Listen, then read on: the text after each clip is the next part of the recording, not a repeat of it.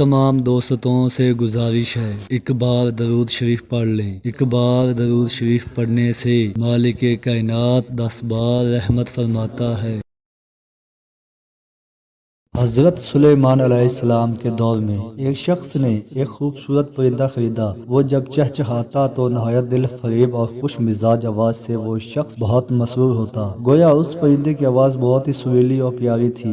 ایک دن اچانک اس پنجرے کے پاس اسی کے جیسا ایک اور پرندہ آیا اور اپنی زبان میں کچھ باتیں کی اور چلا گیا۔ پنجرے میں موجود پرندہ بالکل خاموش ہو گیا، گویا ایسا ہو گیا جیسے وہ گونگا پرندہ ہے۔ اس کے مالک نے 2-3 دن انتظار کیا مگر وہ پرندہ بالکل خاموش۔ وہ شخص حضرت سلیمان علیہ السلام کی بارگاہ میں اس پرندے کو پنجرے سمیت لایا اور شکایت کی، یہ بہت مہنگا پرندہ خریدا تھا، اس کی آواز مجھے مسرور کرتی تھی مگر اب نہ جانے کیا ہوا کہ بولتا ہی نہیں۔ حضرت سلیمان علیہ السلام نے جو جانور پرند سب کی بولیاں جانتے تھے، انہوں نے اس پرندے سے پوچھا، کیا وجہ ہے جو تم خاموش ہو گئے ہو؟ وہ پرندہ عرض گزار ہوا، اے اللہ کے برحق نبی، یہ شخص سمجھتا ہے میں خوش ہو کر چہچہاتا ہوں مگر حقیقت یہ ہے کہ میں دیگر آزاد پرندوں کو دیکھ کر روتا ہوں کہ اے کاش میں بھی آزاد ہوتا تو کتنا اچھا ہوتا، مگر یہ میری زبان نہیں سمجھتا تو یہ خیال کرتا ہے جیسے میں بہت خوشی سے گنگنا رہا ہوں۔ ایک دن میرا ایک ہم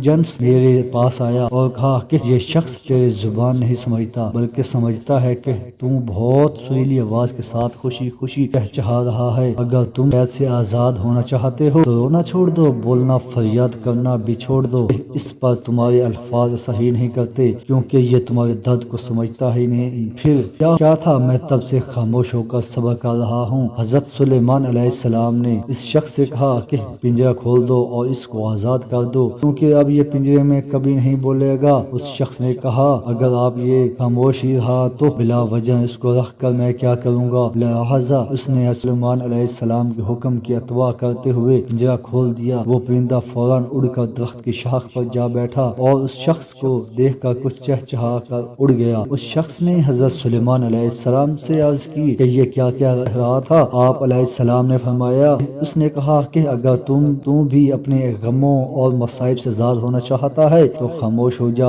اور صبر کر، کسی سے کچھ شکایت نہ کر، تجھے بھی ایک دن سارے غموں سے نجات مل جائے گی جو لوگوں کو سناتا رہتا ہے مگر وہ بے احساس لوگ تیری زبان جانتے ہوئے بھی تیری بات نہیں سنتے۔